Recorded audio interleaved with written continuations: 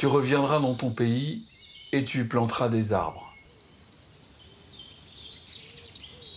Cette phrase du prophète Jérémie nous a habités parce que c'était le retour à la terre après l'exil, après la quête. Et voilà, il fallait revenir en Bretagne pour faire quelque chose.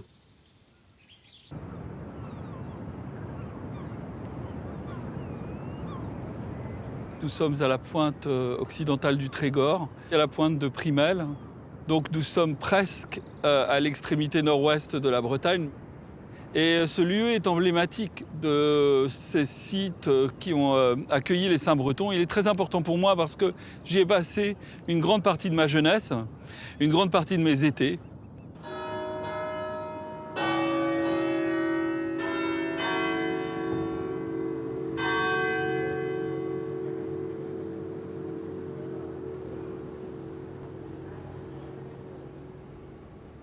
La présence de ecclésial orthodoxe en profondeur est partout en Bretagne.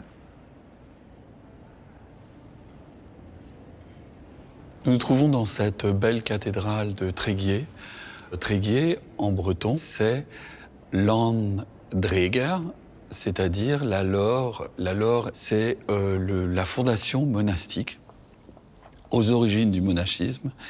Et le premier évêque abbé du Trégor est arrivé ici au VIe siècle, comme la plupart des saints fondateurs de Bretagne, car les 7 premiers évêchés sont d'abord des fondations monastiques et leur territoire.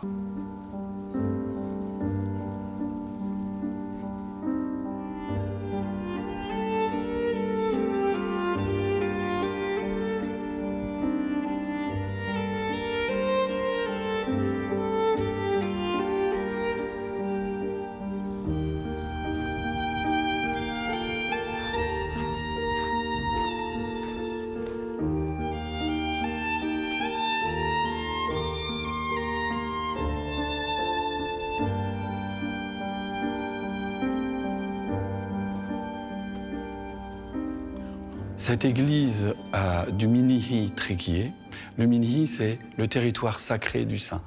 Saint Yves, qui n'est pas un saint de l'église indivise comme la plupart des saints les plus anciens, mais qui est certainement, depuis des siècles, le saint dans lequel se reconnaissent le plus les Bretons et le plus vénéré par le peuple breton. Ce saint, qui est le saint patron des hommes de loi, dans toute la France, était prêtre, était également homme de loi, donc juge et avocat. Pour nous, les orthodoxes, saint Yves manifeste quand même l'évangile dans toute sa force.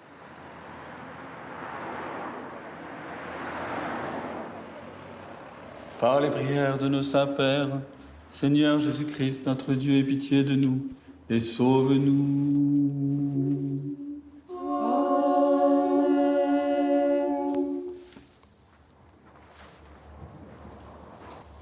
Beaucoup d'entre nous cherchent le sens à leur vie, cherchent le pourquoi de notre existence.